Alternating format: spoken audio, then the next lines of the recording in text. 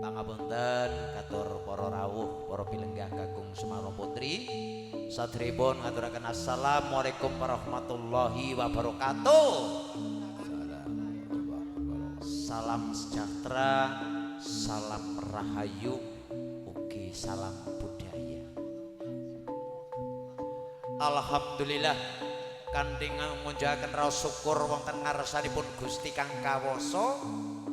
saged pepanggihan malih wonten ing sesen kaping 3 wonten adicara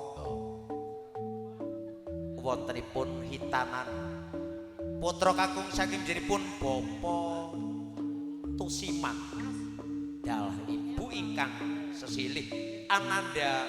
Rohit Sadiki kanthi ngaturaken sugeng sonten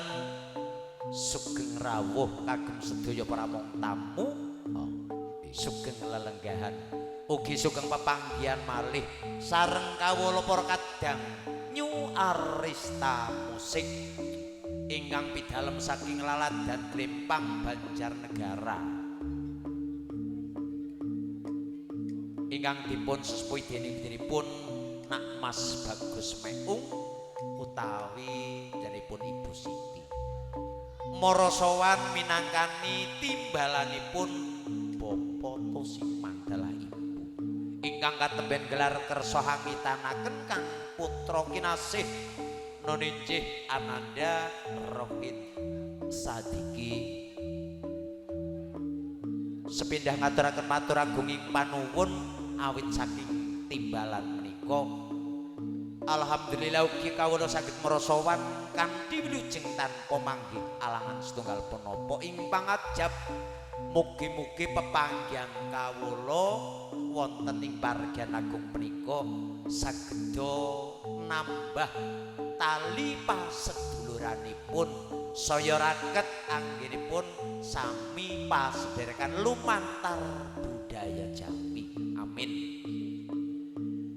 ing mangke kawula sowan ugi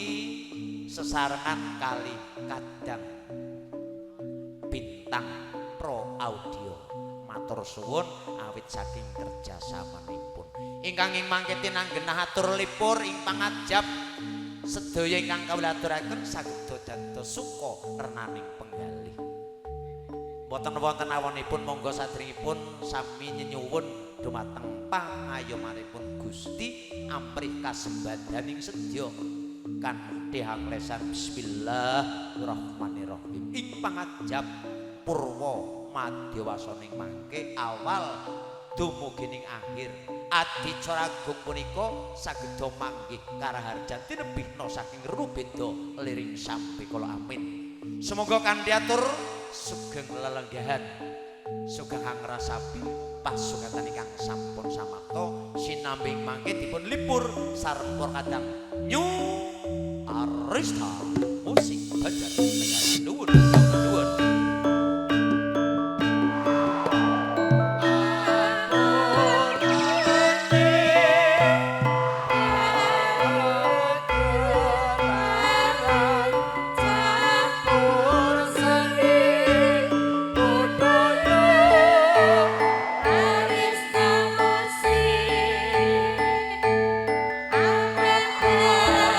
Jiwa di kemuliaan